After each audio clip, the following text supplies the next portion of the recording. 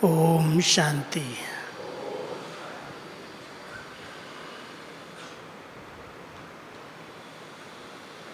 विश्व कल्याण की बेहद सेवा में सहयोगी बनने का गोल्डन चांस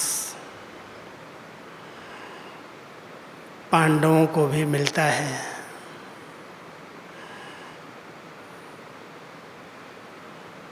बहनों पर तो बाबा की नज़र थी ही, लेकिन हम भाइयों को भी बाबा ने अपनी सहयोगी राइट हैंड भुजा बनाया। कितना बड़ा सौभाग्य है जो संगम युग पर बाबा की नज़र पड़ी और हम सब उनके कुछ काम आ गए। सबसे बड़ी आवश्यकता इस कलयुगी सृष्टि को, इस नरक को स्वर्ग बनाने के लिए, पतित सृष्टि को पावन बनाने के लिए, कई बार बाबा कहते हैं बच्चे और कोई सहयोग करो या न करो, लेकिन आपकी मन वचन कर्म की पवित्रता, आपके शुद्ध पवित्र संकल्प इस प्रकृति को और इस विश्व को परिवर्तन करने में बहुत मदद देते हैं। बहुत बड़ा कार्य भगवान को करना है। कभी विचार चलता होगा, इतनी बड़ी सृष्टि इतने थोड़े समय में बिल्कुल गिरे हुए तमोगुणी तमो प्रधान सृष्टि को सतो प्रधान बनाना, व्यक्तियों को, प्रकृति को, इस पूरे वायुमंडल को परिवर्तन करना, कितना बड़ा भगवान का काम है। और करा कैसे रहा है, कितने गुप्त रीति से अपने बच्चों की योग की शक्ति से, पवित्रता की शक्ति से। बहुत सूक्ष्म मशीनरी है भगवान की, जो इतना श्रेष्ठ कार्य हो रहा है। हम देख रहे हैं कि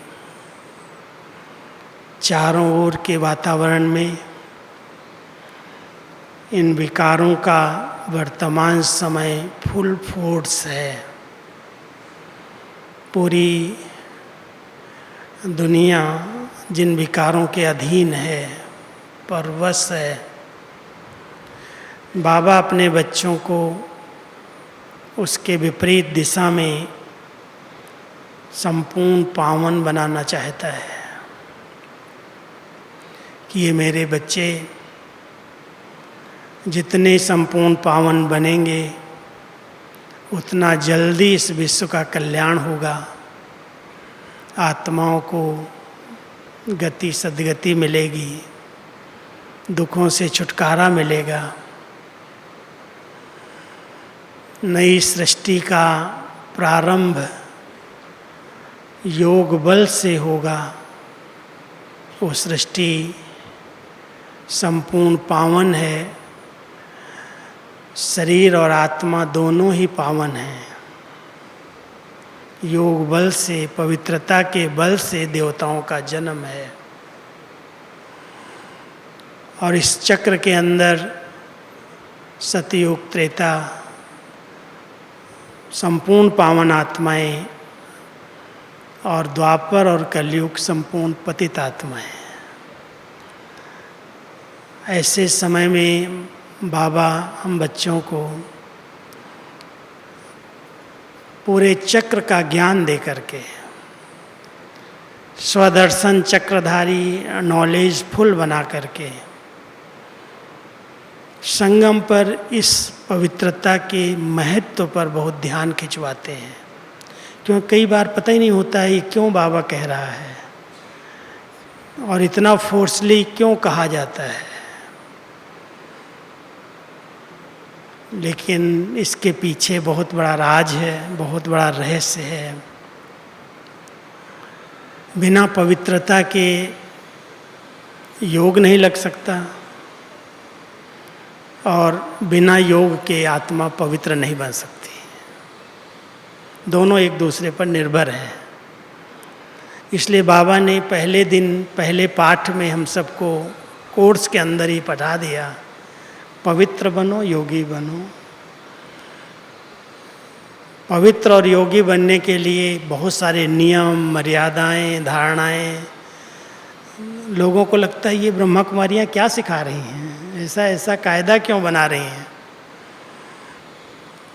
लेकिन एक पवित्रता की मूल धारणा को अपनाने के लिए इतने सारे नियम बनाने पड़ते हैं। अमृत वेले क्यों उठते हो, रोज मुरली का अध्ययन क्यों करते हो, संग की परहेज क्यों करते हैं, शुद्ध अन्न क्यों खा रहे हैं, सिनेमा में नहीं जाना, फैशन नहीं करना, ये नहीं करना, ये नहीं करना। कितने सारे नियमों की माला बनी हुई है। लोग सब कुछ पालन करें, सब नियमों पर चलने लगे, लेकिन पवित्र न रहें तो फायदा है कुछ। इस पवित्रता की धारणा के लिए सब नियम बनाए गए हैं, आधार बनाए गए हैं। और जो जितना उन नियमों को दृढ़ता के साथ पालन करता है, अलबेलापन नहीं, ये भी करता है, वो भी करता है, ऐसे भी होता है, वैसे भी करता है। अगर किसी व्यक्ति विशेष को देख लिया तो कहीं न कहीं लीकेज हो जाएगी। इसलिए बाबा हमारा ध्यान खिंचवाते हैं। बच्चे देखना है तो एक बाबा को देखो, मम्मा को देखो, दादियों को देखो। हैं हमारे सामने एग्जाम्पल, जिन्होंने कैसे अपने जीवन में त्याग, तपस्या के बल पर अपने आप को संपूर्ण पावन बनाया। बाबा ने हमें साधनों का त्याग नहीं कराया, खान पान का त्याग नहीं कराया। हम साधनों का प्रयोग करते हैं, सब प्रकार से अच्छे अच्छे भोजन व्यंजन मिलते हैं, ब्रह्मा भोजन मिलता है। लेकिन जो हमारी पवित्रता में बाधक चीज़ें हैं, जो रुकावट डालने वाली चीज़ें हैं, उनकी हम दृढ़ता के साथ व्रत के रूप में प्रतिज्ञा करते हैं, कुछ भी हो जाए। अगर किसी को अपनी मन की शक्तियों को बढ़ाना है, मन को बहुत शुद्ध और पवित्र बनाने की जरूरत है। मन एक ऐसी शक्ति है, संकल्प शक्ति एक बड़ी ऊर्जा है। संकल्प को कहते हैं मन, संकल्प बीज है। और बीज अगर शक्तिशाली है तो वृक्ष पौधा अच्छे से अच्छा होगा। अगर कोई पौधा मुरझाया हुआ है, टेढ़ा मेढ़ा है, कोई भी प्रकार का उसमें रोग आ रहा है, तो समझदार समझता है इसके बीज में कोई खराबी है, बीज ऐसा है। अगर इस ब्राह्मण जीवन में कोई भी प्रकार की नकारात्मकता है और विशेष समर्पित होने के बाद अगर हमारे अंदर हिंसात्मक वृत्तियां हैं, हमारा व्यवहार अशुद्ध है, बोल कटु हैं और कई प्रकार की वैर की, विरोध की, ईर्ष्या की, बहुत सारी प्रकार की कोई न कोई बीमारी लगी हुई है, तो इन बीमारियों के पीछे बीज को देखने की जरूरत है। ऐसे नहीं वृक्ष में रोग आ गए, बीज कहीं ना कहीं गलत है। इसलिए हर एक को अपने संकल्प शक्ति पर बहुत ध्यान देना है। बाबा की जो मुरलियाँ चल रही हैं, और बार बार बाबा कहते हैं बच्चे एक दिन की मुरली मिस नहीं करो। मुरली से प्यार माना बाबा से प्यार। मुरली आपके जीवन की रक्षा करने वाली है, माया जीत बनाने वाली है। मुरली से ताउसी तख्त मिल जाएगा, और मुरली ही किसी को नौकर चाकर प्रजा दास दासी बना देती है। एक ही मुरली, कोई स्पेशल ट्यूशन बाबा ने नहीं कराया, दादियों को कोई अलग से नहीं पढ़ाया। वही मुरली पढ़ कर के वो विश्व महाराजन विश्व महारानी पद प्राप्त कर लेते। और वही मुरली पढ़ने वाले पढ़ रहे हैं, रोज़ सुन रहे हैं, लेकिन उसकी समझ, उसकी धारणाएं, उसको जीवन में लाना, उसमें अंतर आता जाता है। इसलिए बाबा की मुरलियाँ हमारी चिंतन धारा को चेंज कर रही हैं। कहते हैं चिंतन को बदल लो तो जीवन बदल जाएगी। हर एक को विशेष एकांत में बैठ करके अपने चिंतन की गति पर ध्यान देना चाहिए। जो हम एकांत में भट्टियाँ करते हैं, योग करते हैं, उसके पीछे हमारा लक्ष्य क्या है? ये सब कारोबार छोड़ो, इधर बैठ जाओ, योग में बैठो, 3 घंटा बैठो, 4 घंटा बैठो। हम बैठते हैं, लेकिन अगर हमारी चेकिंग है, संकल्प की गति पर हमारा ध्यान है, तो पता चलता है कि कहाँ कहाँ आकर्षण है, विकर्षण है, किस तरफ बुद्धि जा रही है, मन भटक रहा है। चेक करने से पता चलता है। मुरली एक आईना है। 2 आईने बाबा ने हमें दिए हैं। एक मुरली माना ज्ञान का आईना है, और दूसरा जब हम कभी बाबा के सामने बैठते हैं, बड़ों के सामने जाते हैं, बाबा के आगे बैठते हैं, कमरे में जाते हैं, तो उस आईने के आगे भी बहुत सारे मन के संकल्प, कोशिश करते हैं बाबा से बातें करें, रूह रिहान करें, लेकिन बैठते ही बाबा जैसे दर्पण की रीति से सामने आता है और अपने दाग दिखाई देने लगते हैं। ये है, ये है, ये है, ये है। बहुत सारी कमी, कमजोरियाँ, संस्कार। एक दादी जी का मैं पुरुषार्थ सुनाता हूँ, आप लोगों ने क्लासेस सुनी होंगी। एक दिन दादी ऐसे एकांत में बैठी थी, कर्मातीत बनने के पहले, शरीर छोड़ने के पहले। आँख बंद थी, ऐसे बहुत गहरी, जैसे कोई डीप कई सोच में बैठी हो। और मेरा नियम, रेगुलर नियम था कि एक बार तो मिलना ही है। बिना मिले अगर हम नहीं जाते थे तो ढूंढती थी, क्यों नहीं आया आज, कहाँ गया। तो मैं गया तो देखा दादी बड़ी डीप बैठी हुई है, बहुत गहरी साइलेंस में। तो मैं छेड़ना पसंद नहीं किया, क्या बोलूं। तो मैं भी जाके साथ में, सोफा बड़ा था, बाजू में बैठ गया, और मैं दादी की तरफ देखता रहा। ऐसे बहुत देर तक देखता रहा, क्या कर रही हैं ये। तो जब आंख नहीं खुली तो थोड़ी देर के बाद मैंने कहा दादी से थोड़ा जागृत करूं, उठाऊं। तो मैंने हाथ को ऐसे टच किया, दादी, बहुत प्यार से आंख खोली। अच्छा, बोलो बोलो, कुछ काम है, कुछ कहना है। अब मेरी जितनी बातें थी सब भूल गई, मैं क्या कहना है। मैंने दादी से पूछा, दादी मैं एक प्रश्न करूं? बोली हाँ जरूर, पूछो पूछो। आप क्या कर रही थी अभी? मैं कितनी देर से आपके बाजू में बैठा हूँ, आपको कुछ पता ही नहीं है मैं हूँ यहाँ। आप कर क्या रही थी? तो बड़े प्यार से कहती, बताऊँ बताऊँ? हाँ जरूर बताओ। तो दादी ने अपना हाथ ऐसे किया, ऐसे, और कहती, ये जो मेरा हीरा है ना, हीरा, इस हीरे को हथेली पर रख करके मैं बहुत देर से देख रही थी।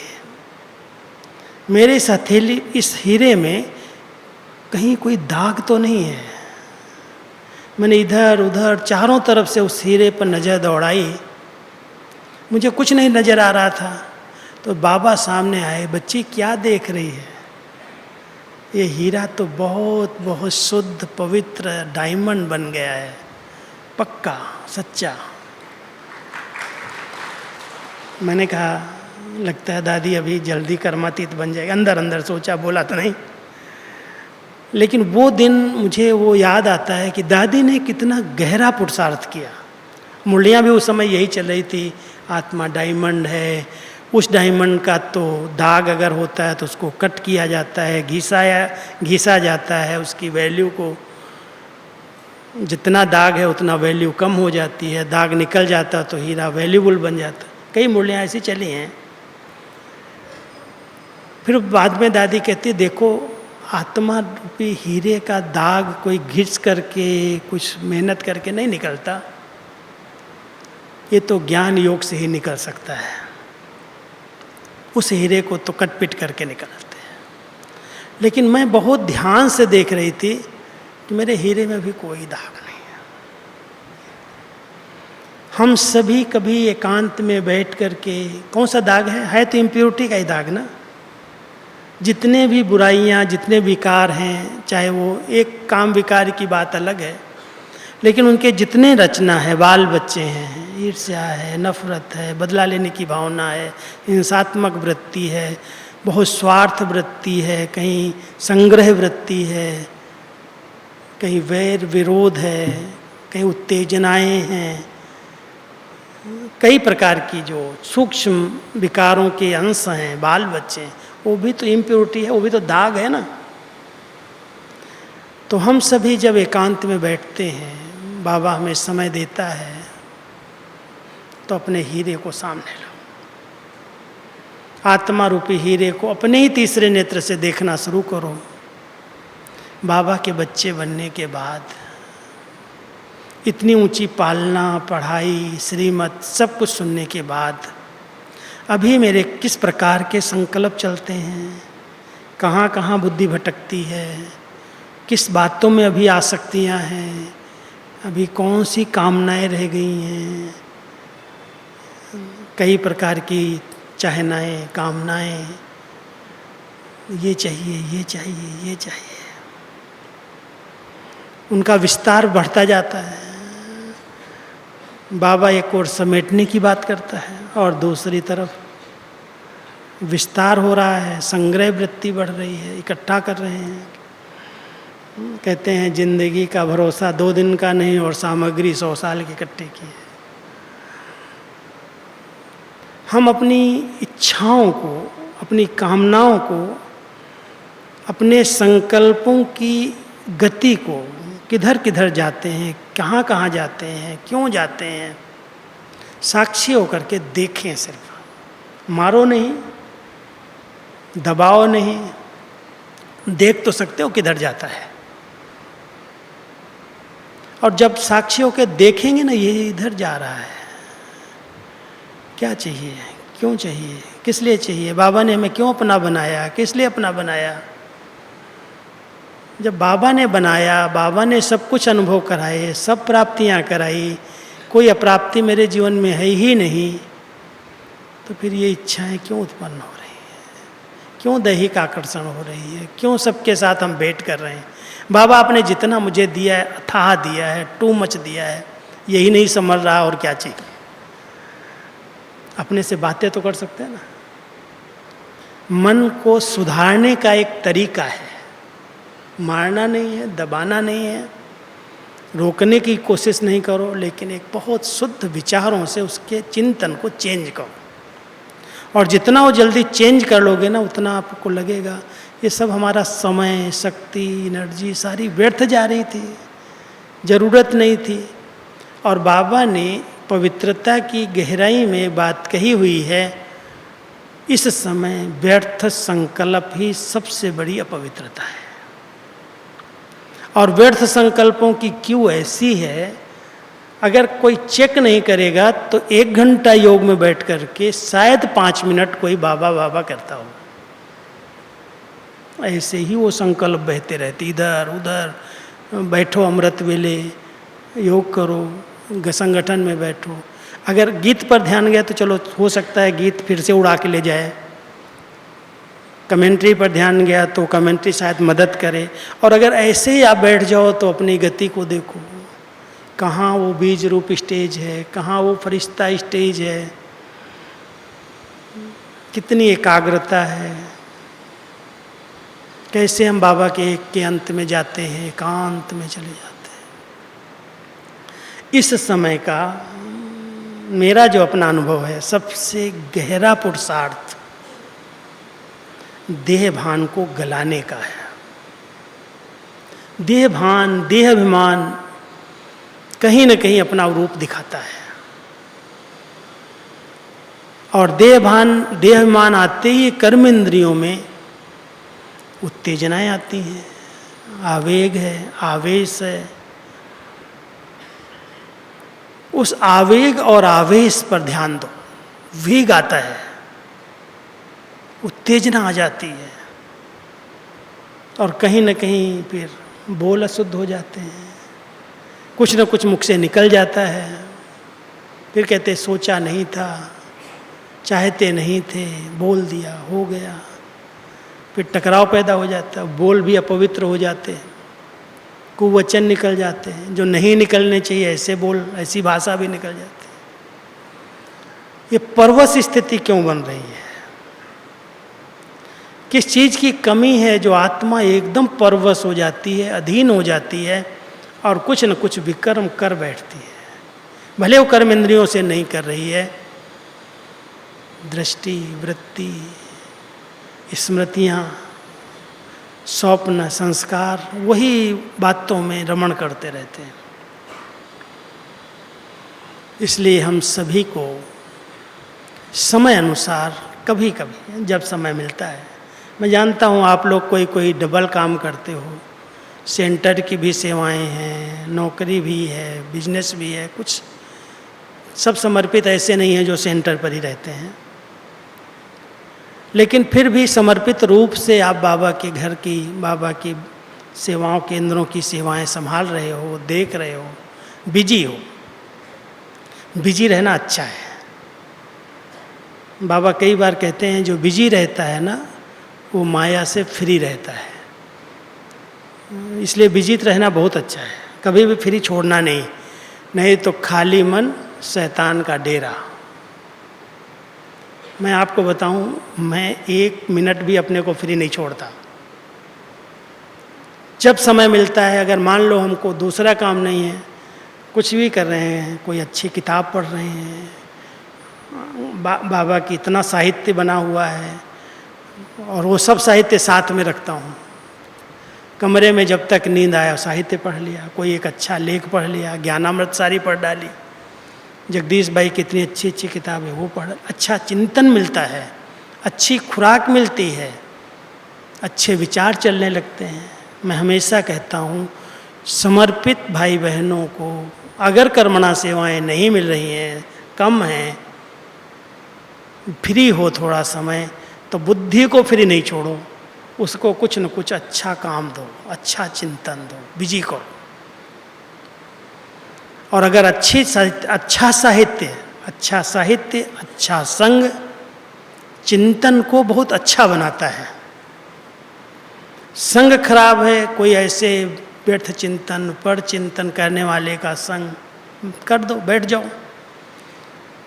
भले वो दुनिया के संसार समाचार की बातें न करे। हमारे इस ब्राह्मण संसार में क्या चल रहा है उसको सारी न्यूज रहती है। आज हर एक के हाथ में मोबाइल है, सब की न्यूज पता है, कौन क्या कर रहा है, किस सेंटर पर क्या हो रहा है, इधर क्या हुआ, उधर क्या हुआ, सब समाचार। और बाबा इसको कहता है ये परपंच है, और जो इस परपंच में फंस गया उसके संकल्प कभी भी शुद्ध और पवित्र नहीं बन सकते। मैं अपने आप को इन परपंच से बचाने का बहुत प्रयास करता हूँ।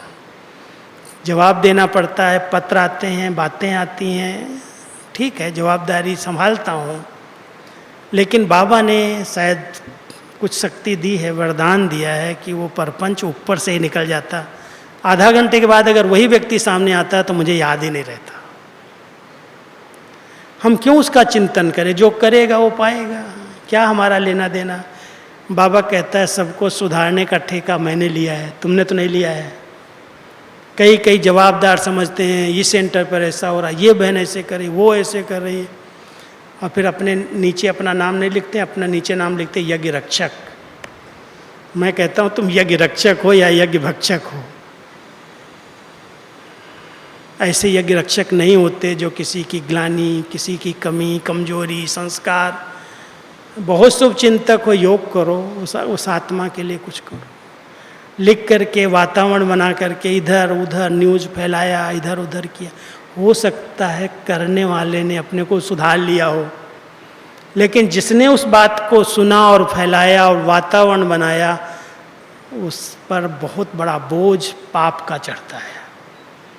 इसलिए अगर हम आत्माओं से समर्पित होने के बाद भी पाप हो रहे हैं, अवज्ञाएं हो रही हैं, योग कैसे लगेगा, आत्मा पावन कैसे बनेगी? अंडरलाइन करो, अपने आप से पूछो, बातें करो, समझाओ, क्या लेना देना मेरा है? बाबा ने मुझे चुना है, बाबा ने मुझे अपना बनाया है, बाबा की सेवा के लिए हम हैं। हम जितना समय कर्मणा कर सकते हैं कर रहे हैं, नहीं तो कम से कम शुद्ध पवित्र मनसा के प्रकंपन से इस प्रकृति को तो पावन बना दें, इस भटकती हुई आत्माओं को तो मुक्ति मिल जाए। इसलिए सभी बहुत अंडरलाइन करो, मन वचन कर्म तीनों की पवित्रता के लिए बीज को सुधार लो, बाकी सुधर जाएगा सब कुछ। संकल्प जितना पॉजिटिव, जितना यथार्थ चल सकता है, उतने संकल्प, वास्तव में संकल्पों की गति भी सीमित होनी चाहिए, और जो जरूरी और आवश्यक संकल्प है वही उठें, उसकी क्यों न लगे। कईयों की एक बीमारी सोचने की है, बहुत सोचते, और जब बोलना शुरू करते हैं तो ब्रेक ही नहीं लगती। न सुनने वाले को भी बार बार उसको हूँ में हाँ में हाँ मिलानी पड़ती, वो सुनाता जाता, उसको लेना देना कुछ नहीं, हल कुछ नहीं, मिलने वाला कुछ नहीं। लेकिन समय, शक्ति, श्वास, संकल्प सब कुछ व्यर्थ जा रहा है। हम सब बाबा के बच्चों को अंतिम समय को ध्यान पर रखते हुए अपने संकल्पों को इधर उधर बहने से बचाना है।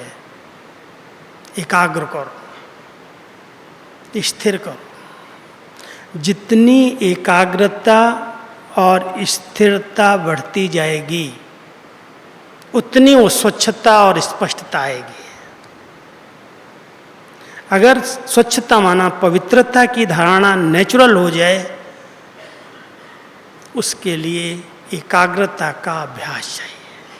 और एकाग्रता का अर्थ है एक की लगन में मगन होना, एक की चिंतन में मगन हो जाना, ऐसे नहीं शून्य हो जाना। कई लोग सोचते एकाग्रता माना संकल्प ही बंद कर दो। आज साइंस की जितनी इन्वेंशन हुई है, साइंटिस्ट के इतिहास को देख लो। मैं अमेरिका में अभी था, मेरे को एक जगह खड़ा किया, कहा ये बल्ब की इन्वेंशन यहाँ से हुई। वहाँ बल्ब इतना बड़ा लगा हुआ था, जिसने बल्ब निकाला उसके साइंटिस्ट का फोटो था। कहते एकांत में बैठ गया, वो लाइट ऐसे देखते देखते देखते देखते उसने बल्ब की इन्वेंशन कर दी। हम सभी ऐसा नहीं सोचो शून्य में जाएंगे, वही एकाग्रता है। लेकिन एक बाबा जो है जैसा है, और मैं आत्मा जो हूँ जैसी हूँ, अपने अनादि स्वरूप पर अपने को टिकाओ। परमधाम की स्टेज क्या है आत्मा की, कितनी समीप है बाबा के, और उस स्थान पर वो किस आधार पर टिकी हुई है। शरीर नहीं है। आज स्पेस में जाते हैं, अभी हम नासा में गए, देखा चांद पर लोग गए हैं, कैसे नहाते, कैसे खाते, कैसे स्नान कर, सब दिखा रहे थे। ऐसे उल्टे लटके हुए, ऐसे ऐसे, कोई जगह नहीं है जिस पर पाँव हो। उतरे गए हैं अपने उससे प्लेन से, उससे उतरे हैं रॉकेट से, लेकिन ऐसे ही लटक रहे हैं, लेटे हुए हैं। हम परम धाम में कैसे रहते थे, हम उसको देख करके वो सोच रहे थे। आत्मा वहां कैसे रहती होगी, किसके आधार पर टिकी हुई है, वो कौन सा गुरुत्वाकर्षण है, कभी विचार करते हो? वो पवित्रता का गुरुत्वाकर्षण है। जो आत्मा जितनी पवित्र और शुद्ध बन जाएगी संगम पर, उतनी बाबा के समीप जाकर के उस आकर्षण में टिक जाएगी। इसलिए देखो, परमधाम के चित्र पर कभी ध्यान देना, शिव बाबा के बिल्कुल समीप 8 हैं, 8 दाने हैं, फिर 108 हैं, फिर 16,000 हैं, फिर 9 लाख हैं, और फिर थोड़ा और वंशावली बढ़ती है त्रेता तक। फिर उसके बाद जो आत्माएं आती हैं उनका सेक्शन अपना अपना है। सबकी पवित्रता की परसेंटेज, और उस परसेंटेज के आधार से उसको स्थान मिला, और उसी आकर्षण में एक दूसरे के वहाँ पर हम टिके हुए हैं। हम बाबा के कितने समीप पहुँच सकते हैं? परम पवित्र है, सर्वशक्तिवान है, सर्वसमर्थ है। मैं आत्मा उसके कितना समीप हूँ। जितनी आत्मा शुद्ध संकल्पों में रहना सीखेगी, जितने हमारे संकल्प शांत, एकाग्र, शुद्ध, पवित्र होते जाएंगे, उतनी हमारी पवित्रता की परसेंटेज बढ़ जाएगी, और वो पवित्रता की स्टेज बाबा के समीपता का अनुभव कराएगी। और जितना हम बाबा के इस समय समीप जाएंगे, तो नंबर 1 आत्मा के समीप पार्ट में आदि स्वरूप में आएंगे। इसलिए बाबा कई बार कहते हैं, अगर इस स्टेज को बढ़ाना है तो अपने अनादि स्वरूप और आदि स्वरूप को बार बार स्मृति में लाओ। आदि स्वरूप भी कितना पवित्र है, कितना स्वच्छ है। अपने योग बल से, माँ बाप के योग बल से आत्मा जन्म ले रही है, सब पार्ट बजा रही है। न देह है, न देह है, देह, लेकिन देह भान नहीं है, आकर्षण नहीं है, कोई खिंचाव नहीं है, कोई हिसाब किताब नहीं बन रहे हैं। कितनी निर्लिप्त स्थिति। शायद भक्ति में इसलिए कह दिया आत्मा निर्लिप है। वो देवी देवताओं की जो स्टेज है, संपूर्ण निर्विकारी की स्टेज है, वो विकारों से निर्लिप्त स्टेज है, और वो संगम पर हम सब ने नंबरवार प्राप्त की है। उसी के लिए हम रेस करें। तो सबसे पहले मनसा को शुद्ध पवित्र बनाने के लिए हम सबको फुल अटेंशन अपनी एकाग्रता पर देना है। जितनी एकाग्रता बढ़ती जाए, एक के अंत में बाबा कहता चले जाओ एकांत। ऐसे नहीं घर से, सेवाओं से, संबंधों से किनारा कर लो, जंगल में चले जाओ, नहीं, बैठ जाओ ऐसे बुद्धि से। एक बाबा क्या है, कैसा है, चिंतन करो, एकांत में चले जाओ, एक के अंत में खो जाओ, अभ्यास करो। आत्मा स्वच्छ पवित्र बन जाए। जो मैलाई है अपने आप खत्म हो जाएगी। कभी भी इसका चिंतन नहीं करो, ये स्वप्न आ गया, ये संस्कार जागृत हो गया, ये विचार आ गए। अरे आए, कोई हिसाब किताब था, आ गए, फुल स्टॉप। कई तो डिप्रेशन में चले जाते सोच सोच करके। मैं तो इतना पक्का संकल्प किया था, मैं तो पक्का ब्रह्मचारी हूँ, मुझे ये अशुद्ध संकल्प आ गया, स्वप्न गंदा आ गया, अब मैं क्या करूँ? कोई बात नहीं, आया, विकारी बीज का जन्म है, संस्कार हैं, कुछ ऐसा खाया, ऐसा पढ़ लिया, ऐसा देख लिया, ऐसा हो गया। वायुमंडल का प्रभाव अगर पड़ भी गया तो उसको सोच सोच करके डिप्रेशन में क्यों जा रहे हो? Full stop. आगे के लिए किस कारण से ऐसा हुआ, उस कारण का निवारण करो। उस कारण को सोचो, नहीं ऐसा होगा, ऐसा होगा, ऐसा होगा, ऐसा होगा। कई बार क्या होता है, बहुत गर्म चीज़ खा लिया, कोई गर्म मसाले चले गए, कोई गर्म दूध पी लिया, गर्म चीज़ खा ली, उत्तेजित हो गए, अंदर अंदर इंद्रियों में चंचलता आ गई, जोश में आए। ठीक है, शीतल को नहीं खाना, शीतल योगी, शीतल काया, शीतल हैं। अभ्यास करो। मन की पवित्रता के लिए बहुत कुछ परहेज है। आज हम मोबाइल हाथ में होता है, कहीं ना कहीं कोई चीज़ दिखाई देती है, देखने लगते, इंटरेस्ट जागृत हो जाता है। देख लिया, गहरा चिंतन चल गया, स्वप्न गंदे हो गए, विचार गंदे हो गए। क्यों आ गया, कैसे आ गया? अब परहेज कर नहीं रहे हैं और कह रहे क्यों आ गया, कैसे आ गया, और चिंतन को खराब कर रहे हैं।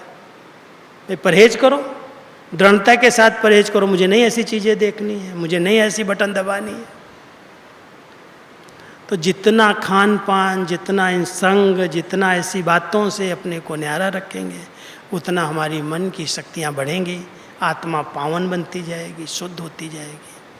और उस शुद्धि की 4 निशानियाँ मैं आपको बताता हूँ। जितनी शुद्धि आएगी उसकी 4 निशानियाँ प्रैक्टिकल स्वरूप में दिखाई देनी चाहिए। सबसे पहली निशानी, वो आत्मा बहुत विनम्र बन जाएगी।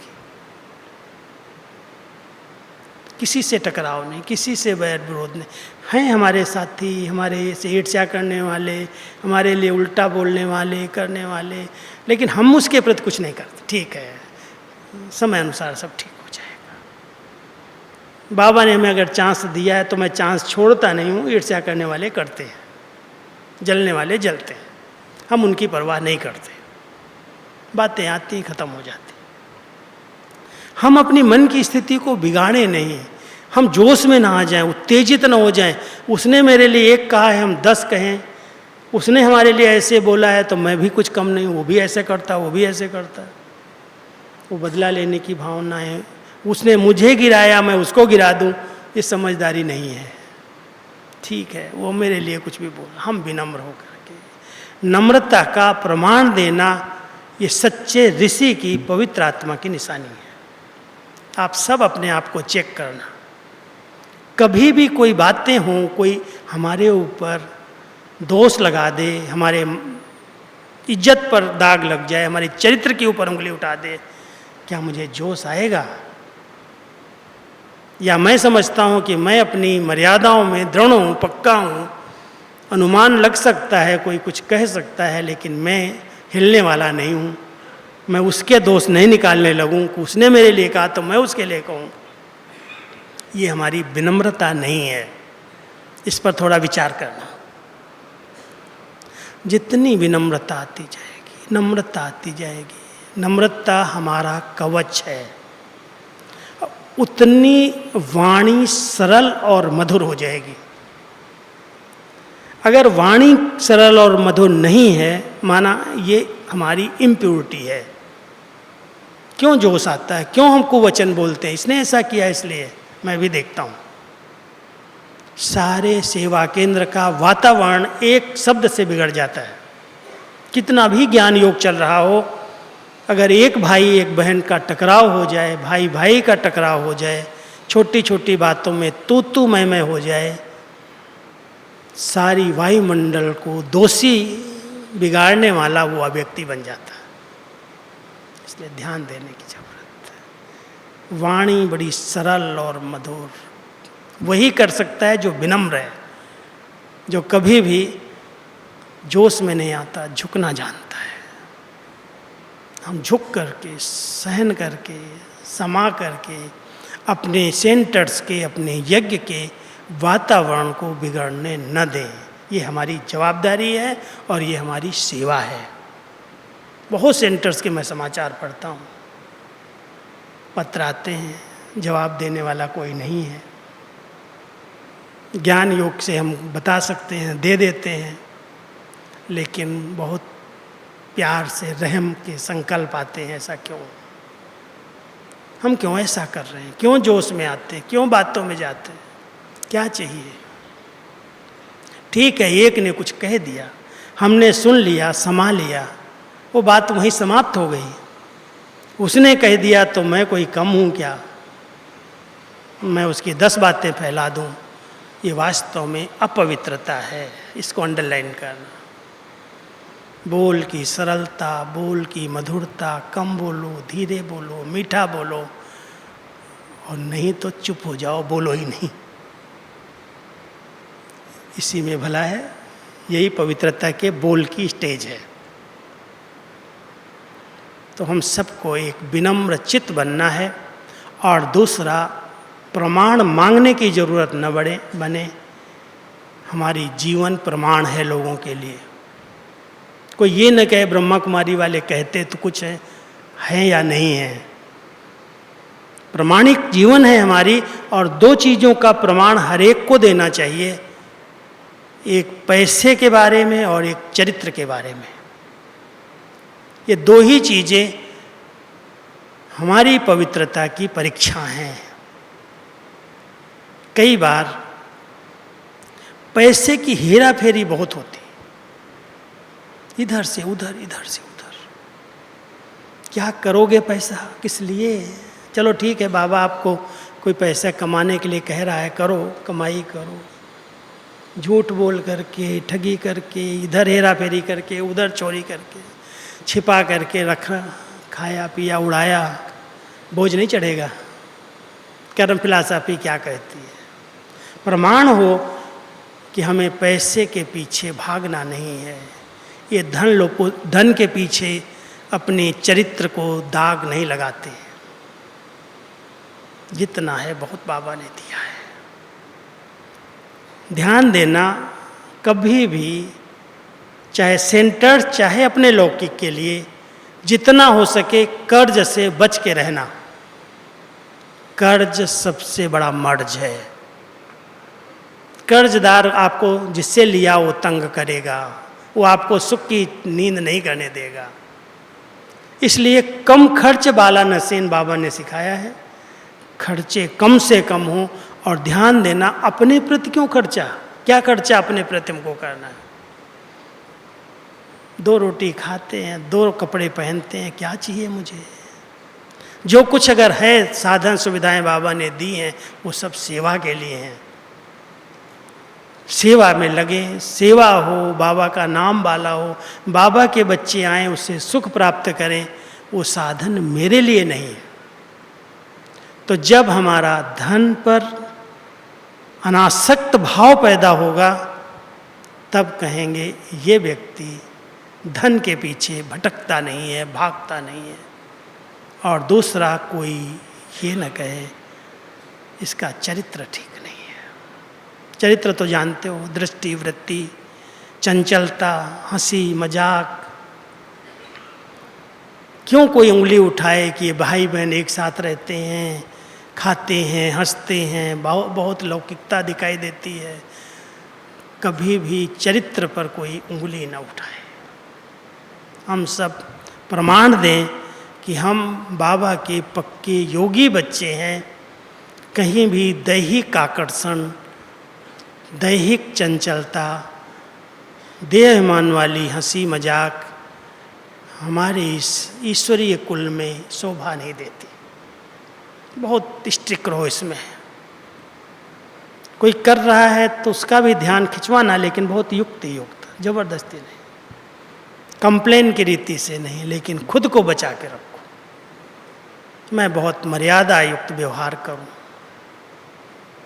कभी भी साधारण रूप में हंसना, बहलना, बातें करना, लौकिकता की इधर उधर न्यूज देना, ये थोड़ा सा हमारी ऊंची मर्यादाओं में दाग है। और तीसरा, कर्तव्यनिष्ठ। जो सेवाएं मिली, ये कोई सेवा छोटी है, कोई बड़ी है, नहीं। मैंने तो आज यज्ञ में आज तक ये नहीं सोचा ये सेवा छोटी है, ये सेवा बड़ी है। समय अनुसार जो सेवा मिली है, चाहे धोबी घाट बाबा ने कराया है, चाहे झाड़ू लगवाई है, चाहे बर्तन मंजवाए हैं, चाहे गर्म पानी की बाल्टियाँ उठवाई हैं, कभी भी किसी सेवा के लिए ना नहीं किया। और शायद उसी ना जी के बजाय हाँ जी करने का ही परिणाम है जो बाबा ने आज यहाँ बिठाया है। किसी भी दादी ने कोई भी सेवा दी, कोई भी काम बताया, ये मैंने बहाना नहीं दिया कि मैं अभी नहीं कर सकता हूँ, मैं नहीं, मेरे पास टाइम नहीं है, या मैं बिजी हूँ। उन्होंने कहा जी दादी हो जाएगा, कर लेंगे। और हर एक ने अधिकार रख करके भोली दादी ने अधिकार रखा, भूरी दादी ने अधिकार रखा, शांतामणि दादी ने अधिकार रखा, सब दादियों ने अधिकार रखा। और सबसे ज़्यादा हमारी दादियों की जो माताएं थी वो भी अधिकार रखती थी, लाल इधर आओ, इधर आओ, मेरी बाल्टी है ना, ये कपड़े मैंने निचोड़ के रखे, आप सुखा दोगे? हाँ दादी।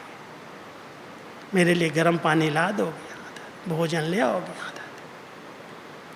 हाँ जी करने से वो दुआएं मिली हैं, और उसके कारण आज बाबा ने उन दुआओं का फल दिया है।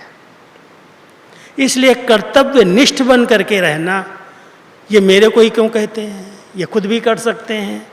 हम अगर सेवा में समर्पित हैं तो कोई भी सेवा हो, हमें उसमें हाँ जी करके दुआएं लेनी है। कोई सेवा छोटी कोई बड़ी नहीं है। कोई भाषण करेगा, कोई बासन मांजेगा। दादी हमेशा कहती थी, गुलजार दादी बड़ी रमणीकता से कहती थी कि अगर भाषण किया और बहुत अच्छा कह करके यहाँ से VIP किचन में गया और किचन पर टेबल को देखा और टेबल पर गंदगी पड़ी है, उसका सारा ज्ञान योग धुल जाएगा, उसकी सारी मेहनत खत्म हो जाएगी। वो कहेगा यहाँ तो गंदगी है, यहाँ क्या भोजन करना, भोजन अच्छा नहीं लगेगा। इसलिए टेबल साफ करने वाले की मार्क्स भाषण करने वाले से अधिक हैं। हम सब कर्तव्य निष्ठ हैं। और चौथी बात है त्याग और तपस्या। हम साधनों का त्याग, बाबा साधन तो सब कुछ दे रहा है, क्या किया त्याग, लेकिन सबसे बड़ा त्याग है देहाभिमान का। देहाभिमान अंश मात्र भी न रहे, उसको हम समझें, उसको त्याग करें। और तपस्या है आत्म अभिमानी स्थिति। इसके लिए खूब मेहनत करो। जब समय मिले भ्रकुटी में बैठो, गुफा में बैठ जाओ, इस शरीर से अलग मैं आत्मा हूं। देह और देही का अलग अलग अनुभव होने लगे, आपको लगेगा सचमुच मैं उड़ रहा हूं, यहां हूं ही नहीं। देह, संबंध, वस्तुएं, संस्कार,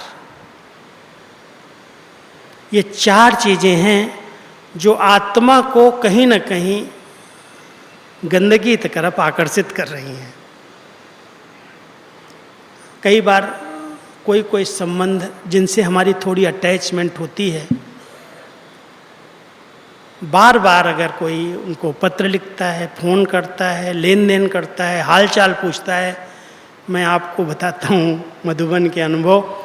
जिसने समर्पित होने के बाद लौकिक पर ज़्यादा ध्यान दिया है, वो इस संसार में नहीं बचा, चला गया उसे दुनिया में। जब हम मर गए हैं, जब हमने छोड़ा है सब कुछ, जिनके हैं उनको मैं नहीं कह रहा हूँ, संभालो, प्यार से रखो, लेकिन जब संपूर्ण समर्पित हो तो क्यों लौकिक की तरफ बार बार ध्यान जाता है, क्यों उनसे लेन देन चलती है? कहीं वो भी अपने समान हमें न बना दे, ध्यान देना।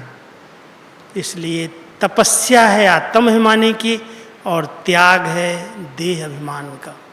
देह के संबंध, देह का भान, दैहिक संस्कार, पुरुषपन के संस्कार। पुरुषपन के संस्कार क्या है?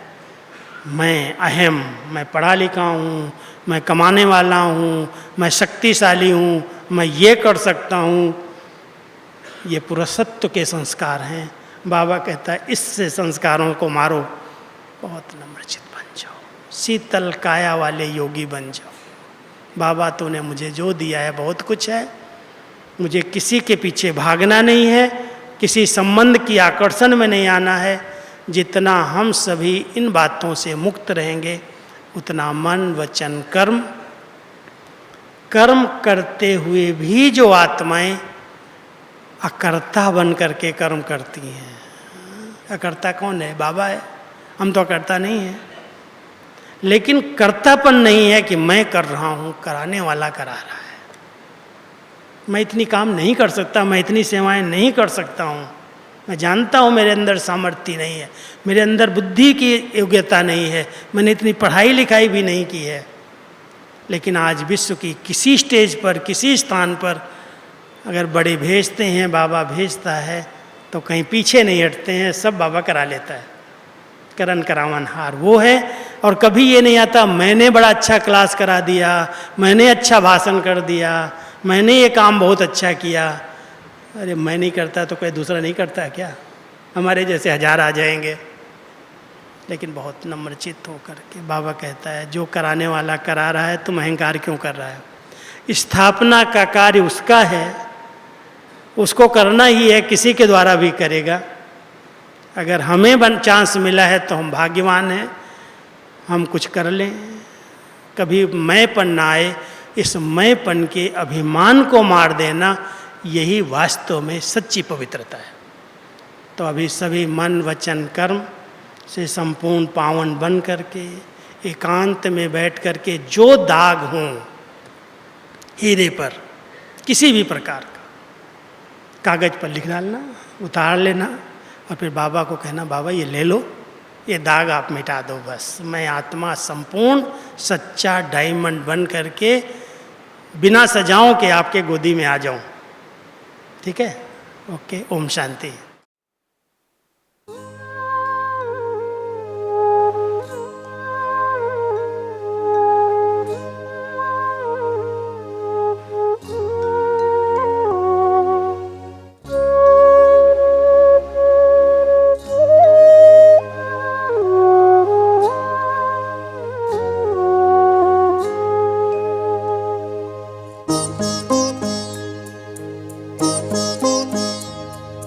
योगी पवित्र जीवन कितना सुखद सलोना।